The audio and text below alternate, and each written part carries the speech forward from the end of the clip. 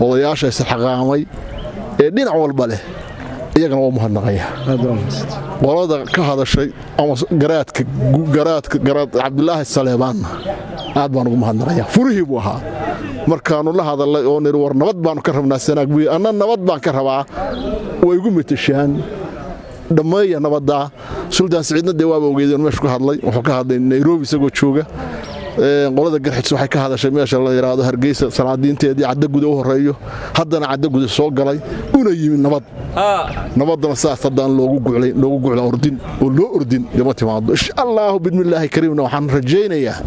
in Cergaaw sidii ku soo noqoto nabad noqoto Cergaaw waa dad wada ehel weeye hadda saaka gabadh ba halka igu timi magaxidaas ay haysataa markaas ay igu tir Jamaalow iska waran ina Jaam Xamuud Soomiid aan dhahaa أنا هو قرن مايو هاي ترى هذا أنا أبتدي هذا أنا هيو أنا أبتدي هذا أنا هيو هورير بانك واحد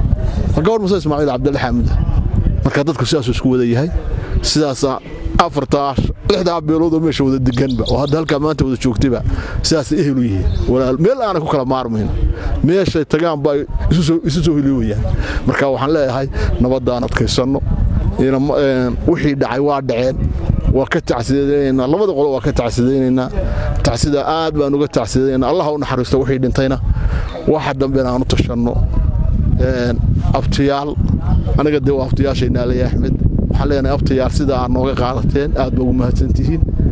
قرارتنا ومهتنتين إياق لفتو دي كودن بيسو بهاشو odayaashii qariirtidaha iyo guurtidaha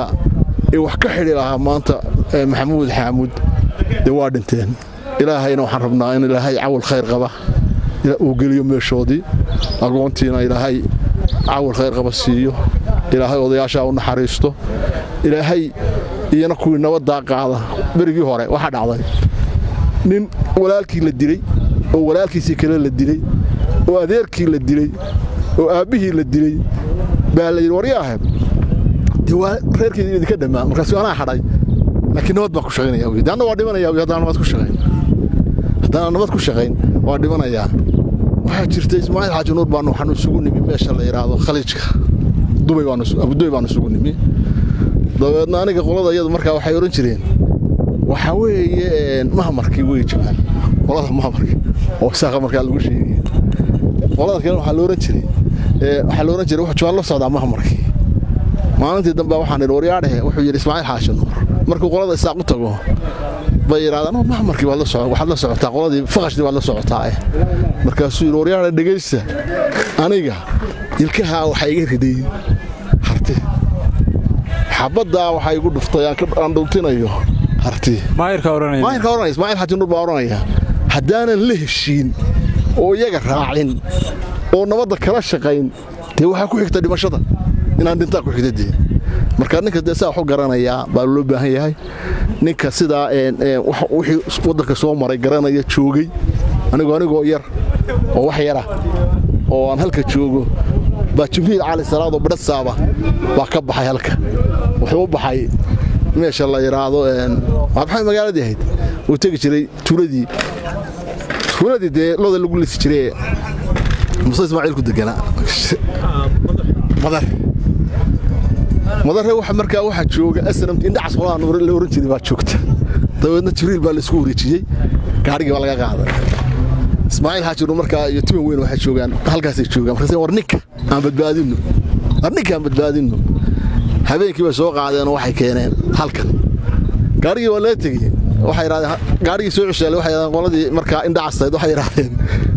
وانا جو سياد بري قبرنا هدان غاري كحيسن سياد بري انا قبرنا كدغنتay weeyran anagu qabanay Jibriil dabeedna roorti waan soo kacno meel halkii laga shaajiraan isugu nimo markaas waxaan idhi Bashiir baan ku yiri Bashiir adeer nabad aabaheed wastay